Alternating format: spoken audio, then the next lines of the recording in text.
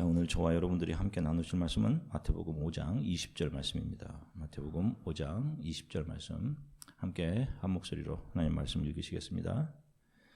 내가 너희에게 이르노니 너희 의가 서기관과 바리새인보다 더 낫지 못하면 결코 천국에 들어가지 못하리라. 아멘.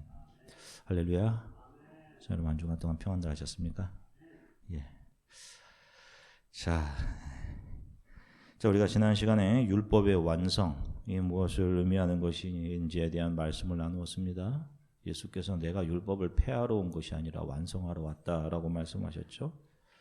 자, 당시 종교 지도자들은 예수님이 하시는 것을 보고 예수님이 하시는 모습, 예수님의 행동을 통해서 저 사람이 율법을 폐하러 온 사람인 것 같다라는 생각을 했습니다. 그런데 예수께서는 자신이 율법을 폐하러 온 것이 아니라 완성하러 왔다라고 하셨죠. 자, 율법의 완성이라는 것은 율법 조항 613개 조항을 다 지켜내는 것을 말하는 것이 아니라 하나님을 찾을 능력을 상실한 인간들을 불쌍히 여기셔서 그들이 하나님의 자녀가 되도록 하나님을 볼 수 있도록 그들을 위해 아들을 내어주신 하나님의 사랑을 말하는 것입니다. 그 사랑을 십자가에서 이루신 것, 그것을 율법의 완성이라고 하는 거예요. 자, 그 사랑으로 인해서 저와 여러분들이 영원한 생명을 얻게 되어 있는 것이고 이 주일 이곳에 나와 그 부활을 소망하고 하나님께 예배를 함께 드릴 수 있게 되는 것이죠. 자, 오늘은 예수님께서 말씀하시는 바리새인들보다 더 나은 의가 무엇인지에 대해서 살펴보겠습니다.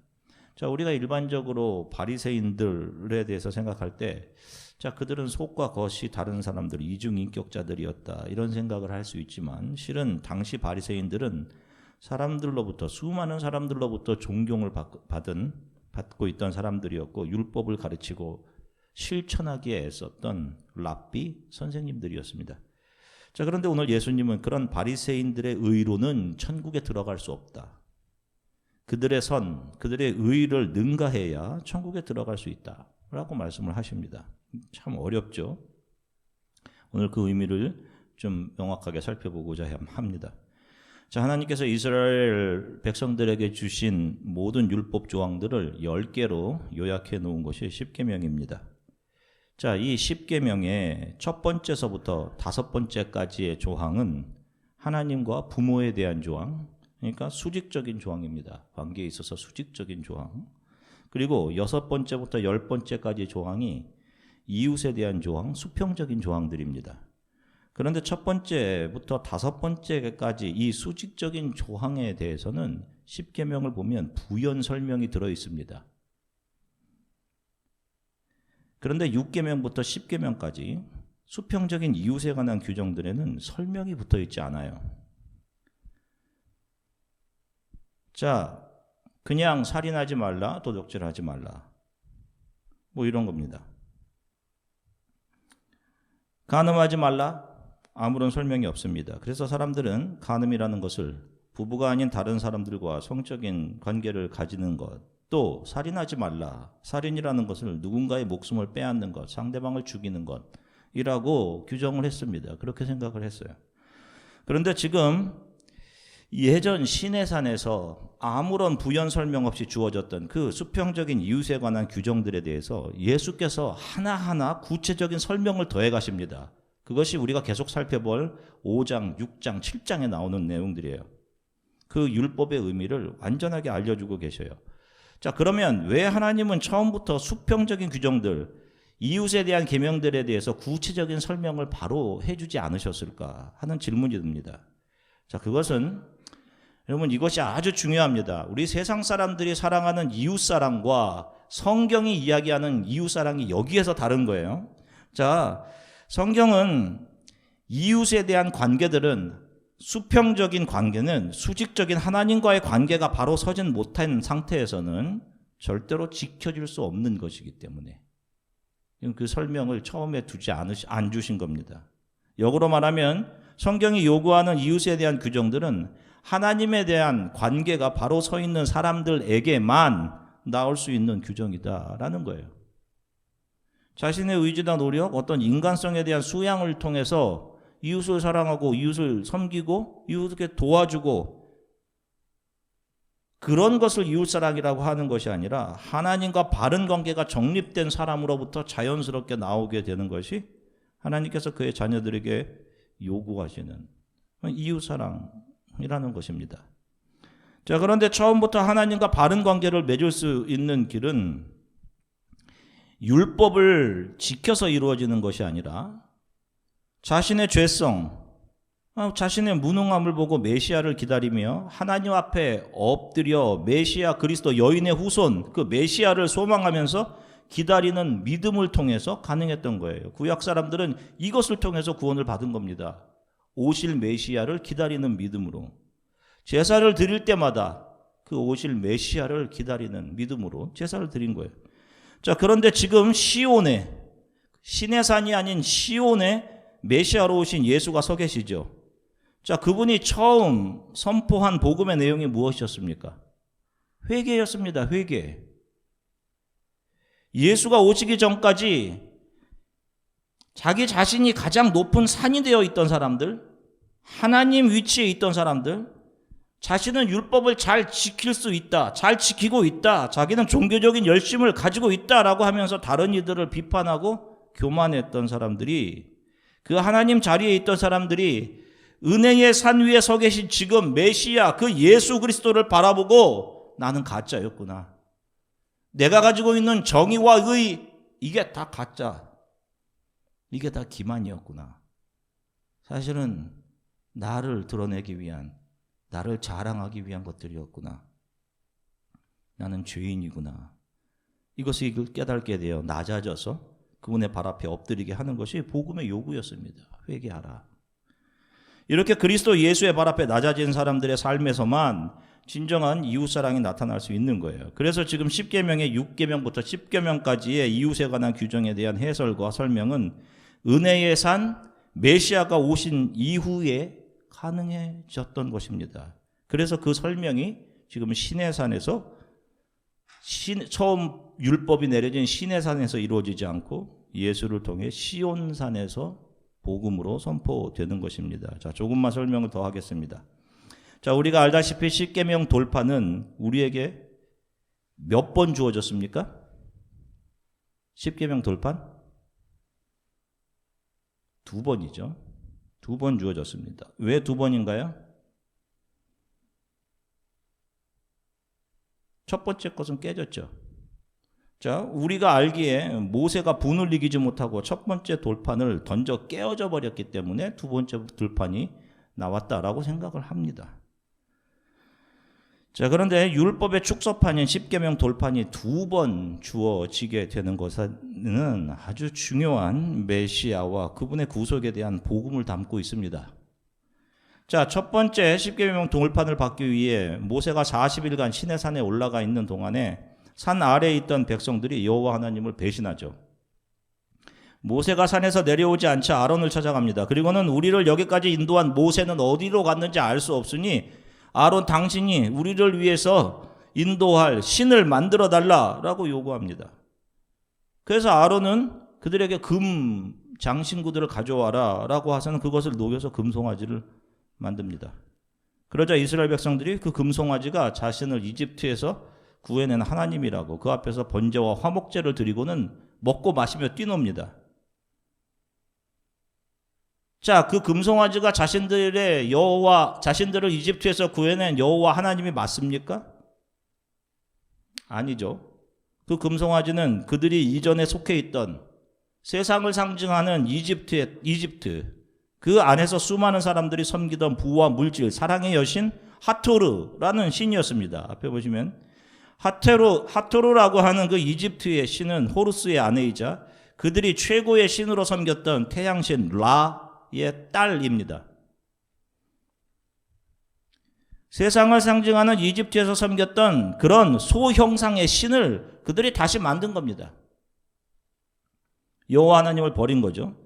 아마 몇몇의 리더들이 그 안에서 그들을 선동했을 것입니다. 이게 옳다, 이게 하나님이 기뻐하시는 일이다 라고 한 것이죠. 그 몇 명 리더들의 잘못된 신앙 때문에 그들의 선동으로 인해 약 3,000명이 죽임을 당합니다.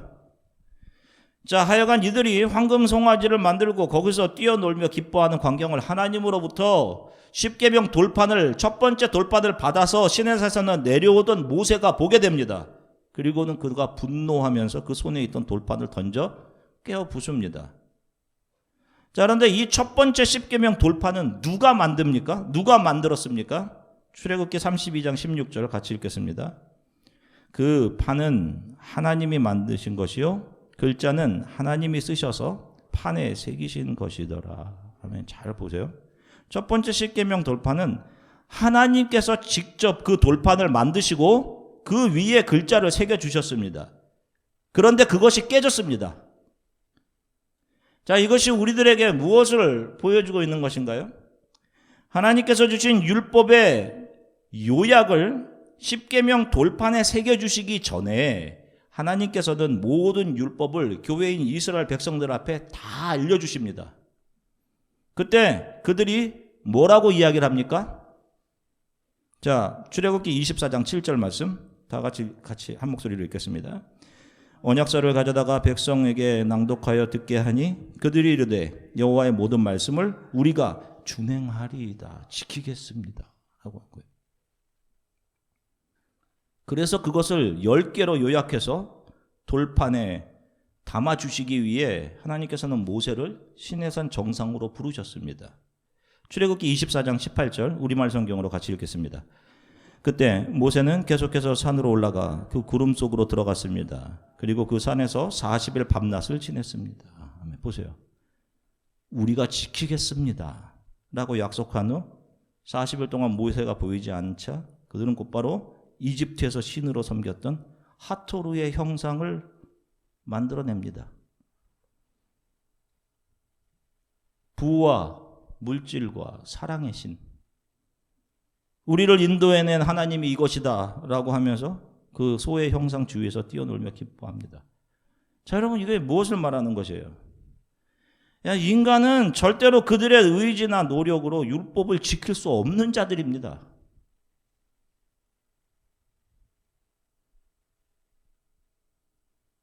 이렇게 금송아지 앞에서 그들은 율법을 지킬 수 없는 자들임이 드러나는 겁니다. 그래서 하나님은 이 백성을 다 죽이겠다고 하십니다. 출애굽기 32장 9절부터 10절 쉬운 성경으로 같이 읽겠습니다. 여호와께서 모세에게 말씀하셨습니다. 나는 이 백성이 얼마나 완고한 백성인가를 보았다. 그러니 이제는 나를 말리지 말라. 나의 노여움이 너무 크므로 나는 그들을 멸망시키겠다. 하지만 너만을 살려두어 큰 민족을 만들어주겠다. 잘 보세요. 하나님께서 이스라엘 백성들에게 사형 선고를 내립니다. 그런데 이렇게 사형 선고를 받은 이스라엘 백성들과 하나님 사이에 누가 서서 하나님께 간구를 합니까? 모세가. 출애굽기 32장 30절에서부터 32절 쉬운 성경으로 같이 읽겠습니다. 이튿날 모세가 백성에게 말했습니다. 여러분은 끔찍한 죄를 지었어. 그러나 나는 이제 여호와께 올라갈 것이요. 혹시나 여러분의 죄가 용서받을 수 있는 길이 있을지도 모르겠어. 그리하여 모세는 다시 여호와께 돌아가 말했습니다. 제가 주님께 말씀드립니다. 이 백성이 큰 죄를 지었습니다. 그들은 금으로 신을 만들었습니다. 하지만 이제 그들의 죄를 용서하여 주십시오. 만약 용서하지 않으시려거든 주님께서 주의 백성의 이름을 적으신 책에서 제 이름을 지워버리십시오. 아멘. 자, 보세요. 자신의 생명을 생명책에서 지워 주시더라도 이 백성을 살려주십시오. 여기서 많이 듣던 기도 같지 않습니까? 아버지여, 저들을 불쌍히 여겨주십시오. 저들은 자기들이 하는 것을 알지 못합니다. 하나님께서 이 모세의 간구를, 기도를 들어주시죠.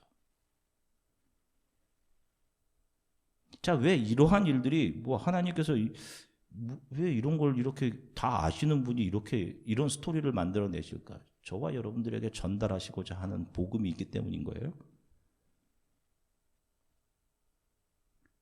자, 나의 생명은 제해버리시더라도 이들을 살려주십시오 하는 것이 대속 아닙니까? 대속. 자, 이제 하나님의 두려움을 경험한 이스라엘 백성들에게 하나님은 그들에게 두 번째 십계명 돌판을 주십니다. 근데 이 두 번째 십계명 돌판은 누가 만듭니까? 출애굽기 34장 1절 말씀 같이 읽겠습니다. 여호와께서 모세에게 이르시되 너는 돌판 둘을 처음 것과 같이 다듬어 만들라. 내가 깨뜨린 처음 판에 있던 말을 내가 그 판에 쓰리니. 아멘. 자, 두 번째 돌판은 누가 만들죠? 모세가 만들죠. 첫 번째는 하나님이 만드셨지만, 자, 백성들을 위해 자신의 생명을 담보했던 모세가 직접 만든단 말입니다. 그리고 모세가 준비한 이 돌판에 하나님께서 십계명을 새겨주시죠. 자, 이 모세가 상징하고 있던 것이 바로 오고 오게 될 교회, 에클레시아, 그 세상에서 건져낼 그 교회 머리 대신 여인의 후손 메시아 예수 그리스도를 상징하는 것입니다. 바로 모세가 자신의 생명을 담보로 이스라엘 백성을 살려낸 모세가 십계명 돌판을 손수 만들죠. 그랬듯이 메시아 예수께서 십자가에서 자신의 생명을 내어주셔서 모든 율법을 자신의 손으로 완성해내신 겁니다. 그리고 저와 여러분들을 살려내셔서 하나님의 자녀로 삼아주실 그 복음을 두 번째 십계명 돌판을 통해서 이 역사 가운데 오게 될 교회와 성도들에게 알려주신 것입니다. 자, 정리를 하면 첫 번째 돌판, 첫 번째 율법은 인간이 지켜내야 하는 법, 인간이 지킬 수 있다고 자부했던 법입니다. 그런데 그 앞에서 무엇이 드러났어요? 인간은 그것을 지킬 수 없는 죄인들임이, 언제든지 하나님을 배신할 수 있는 배신자들임이, 그래서 그 법이 모세에 의해 땅에 던져 깨지고 말죠. 두 번째로 이스라엘 백성들에게 주어진 돌판은 하나님과 사형 선고를 받은 이스라엘 백성들을 자신의 생명을 담보로 중재한 모세가 직접 만든 돌판 위에 하나님께서 새겨주신 겁니다. 두 번째 돌판은 인간 스스로 지켜내야 하는 규율로서의 법이 아닌 이미 그 법에 의해 죄가 드러나서 사형 선고를 받은 사람들의 죄를 자신의 생명으로 막아서는 것이 천재되어 있는 법입니다. 그래서 두 번째 주어진 법에는 예수 그리스도의 십자가, 은혜가 각인되어 있는 것이고, 그래서 이것이 은혜의 법이 되는 것입니다. 그리고 이 돌판이 자신들의 죄의 속죄를 위해 짐승을 뿌리는 법궤, 제사장이 들어가서 우리를 용서해 주십시오라고 하나님을 만나는 그 법궤 안, 법궤의 뚜껑인 시은소 판 아래에 보관되게 되는 것입니다. 이 두 번째 법은 은혜의 법을 상징하는 것이죠. 그리고 이 두 번째 돌판을 통해서 인간의 의지나 종교적인 노력을 통해서 인간이 선하게 되고 하나님을 기쁘시게 할 수 있게 되고 하는 것이 아니라 늘 하나님을 배신하고 세상에서의 성공과 물질과 부를 바라며 금송아지를 만들어내는 자신들의 죄와, 그래서 영원히 죽어야 하는 자신을 위해 예수께서 자신의 생명을 내어주셨음을 알게 된 이들이 예수의 발 앞에 엎드려서 나는 죄인입니다, 이런 나를 고쳐주시고 하나님의 자녀 삼아주시다니요 하면서 회개의 눈물과 감사의 눈물을 흘리게 되는 거예요. 이들을 성경은 하나님의 자녀들, 이들을 크리스찬이라고 하는 것입니다. 그래서 두 번째 법은 첫 번째 법과 차원이 다를 수밖에 없는 거예요. 자, 바리새인들이 자신들이 율법을 잘 지키는 것을 굉장히 자부심을 느끼고 그것을 자랑 삼아 썼습니다. 자, 누가복음 18장 11절서부터 14절 우리말 성경으로 같이 읽겠습니다. 바리새파 사람은 서서 자신에 대해 이렇게 기도했다. 하나님, 저는 다른 사람들 곧 남의 것을 빼앗는 사람이나 불의한 사람이나 간음하는 사람과 같지 않고 이 세리와도 같지 않음을 감사합니다. 저는 일주일에 2번씩 금식하고 얻은 모든 것의 11조를 냅니다. 그러나 세리는 멀찍이 서서 하늘을 쳐다볼 엄두도 내지 못하고 가슴을 치며 말했다. 하나님, 이 죄인에게 자비를 베풀어 주십시오. 내가 너희에게 말한다. 이 사람이 저 바리새파 사람보다 오히려 의롭다는 인정을 받고 집으로 돌아갔다. 누구든지 자기를 높이는 사람은 낮아질 것이요 자기를 낮추는 사람은 높아질 것이다. 아멘. 자, 바리새인은 내가 종교적인 열심으로 하나님을 기쁘시게 할 수 있습니다 라며 자신의 종교적인 열심들을 자랑 삼아 하나님 앞에 가져왔어요.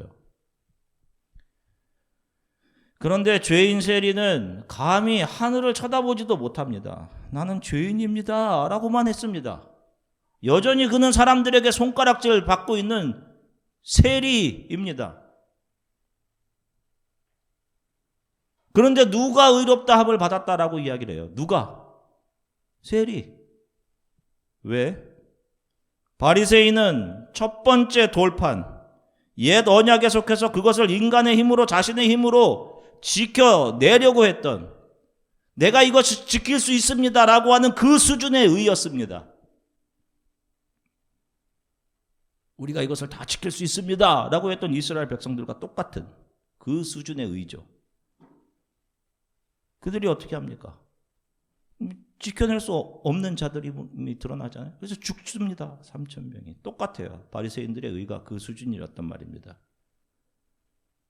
여러분, 복음을 이해하지 못하는 사람들이 종교적인 열심을 부추깁니다. 우리가 이렇게 열심을 들이면 하나님께서 기적을 보여주실 것이다, 부흥을 주실 것이다 라고 성도들을 부추기는 지금의 거짓 목회자들과 똑같단 말입니다. 그런데 세리의 의는 우리가 보기에 의라고 여길 것이 하나도 없습니다. 그의 모습 자체도 의롭지가 않아요. 그가 하나님께 가져온 것은 예수 앞에 드러난 자신의 죄인된 모습, 그리고 눈물로 엎드린 것뿐이에요. 저를 불쌍히 여겨주십시오. 그런데 새 법 안에서는 하나님의 긍휼을 끌어오는 절대 요소, 바로 이 회개를 가지고 온 사람들, 바로 이들을 성경은 의로운 사람들이라고 하는 겁니다. 이래서 이 두 부류의 사람들의 의는 차원이 다른 의인 거예요. 그래서 예수께서 오늘 본문 다시 한번 읽겠습니다. 마태복음 5장 20절, 내가 너희에게 이르노니 너희의 의가 서기관과 바리새인보다 더 낫지 못하면 결코 천국에 들어가지 못하리라. 바로 이 의미인 거예요. 여러분 이제 이해하시겠죠? 이 의가 어떤 의인지. 우리가 하나님의 자녀가 되고 하나님 나라에 들어갈 수 있는 것은 우리가 정의하는 그 의로움을 잘 지켜내서가 아닙니다. 내가 행한 수많은 선행이나 종교적인 열심 때문도 아니에요. 인간이 의라고, 여러분들 스스로가 내가 의라고 여기는 그것의 실체는 다 하나님을 대적함인 것입니다. 여러분, 내가 옳고 저 사람은 옳지 못하고 하는 것들 있죠, 여러분? 그게 하나님을 대적하는 거란 말입니다. 왜냐하면 자신이 의의 자리에 앉을 때, 의의 정상의 자리에 앉을 때 그는 의도적으로 하나님을 자신의 삶에서 밀어내기 때문입니다. 하나님은 저쪽으로 가십시오. 내가 이 자리에 앉아 있을게. 내 의가 옳은 거예요. 이게 옳은 겁니다. 라고 하는 거예요. 그걸로는 구원을 얻을 수 없어요, 여러분.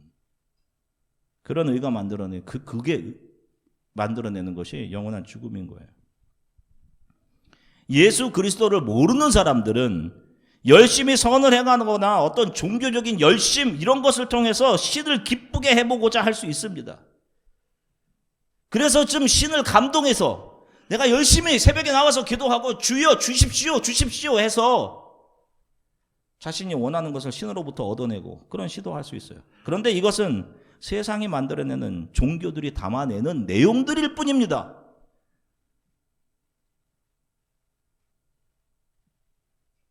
예수 그리스도를 믿는 우리 크리스찬들은 예수께서 나와 하나님 사이에 서셔서 자신의 목숨을 내놓으시고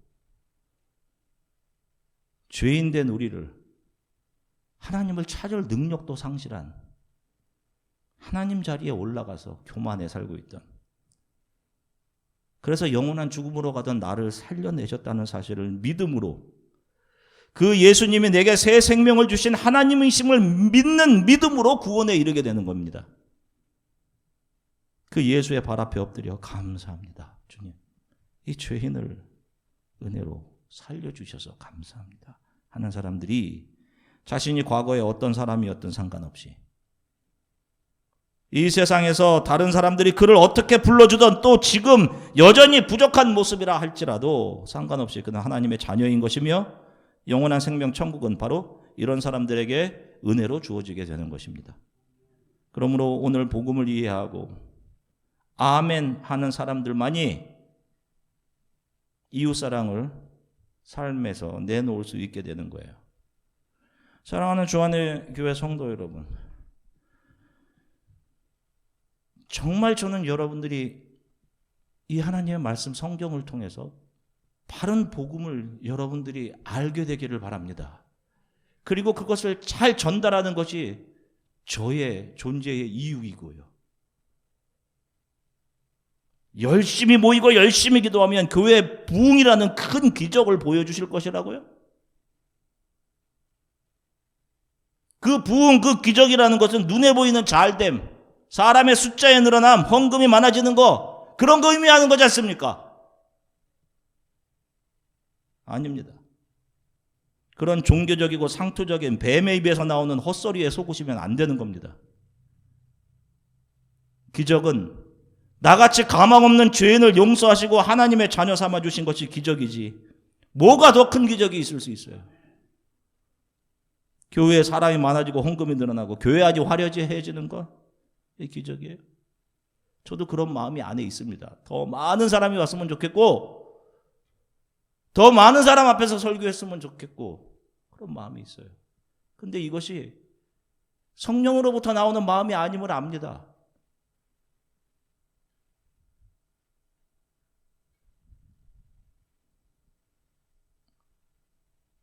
세상에서 잘 되는 것, 세상에 좋은 곳으로 옮기는 것이 축복이 아니에요, 여러분.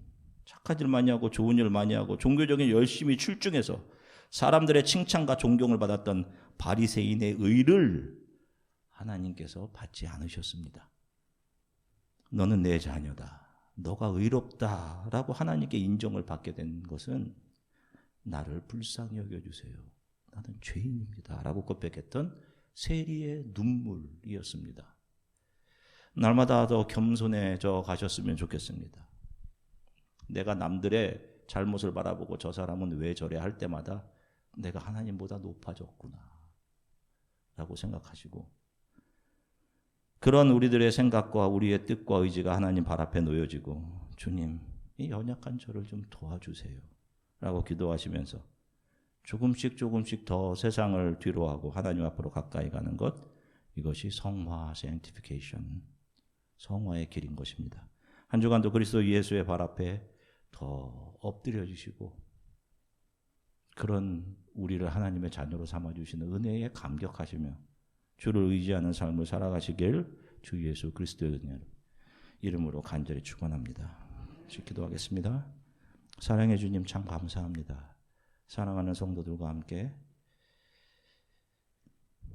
하나님 말씀 안에 꼭꼭 감춰 놓으신, 그래서 하나님의 자녀들에게만 들려줄 수 있는 하나님 복음을 우리들에게 알려주시고 우리들에게 들려주셔서 감사합니다.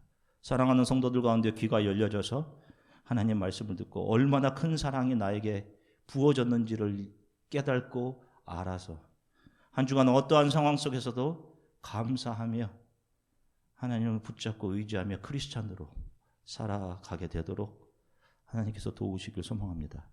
하나님, 저희 교회를 기억해 주십시오. 작은 가운데에서도 하나님의 긍휼을 구하오니 주님, 이곳으로 와 하나님의 말씀을 듣고 하나님의 나라를 함께 소망하며 꿈꾸어야 할 사람들을 하나님 이곳으로 보내주시기를 간절히 소망합니다. 한 주간 동안 살아갈 성도들의 삶에 주님께서 먼저 가셔서 이미 길을 만들어 놓고 있었음을 믿습니다.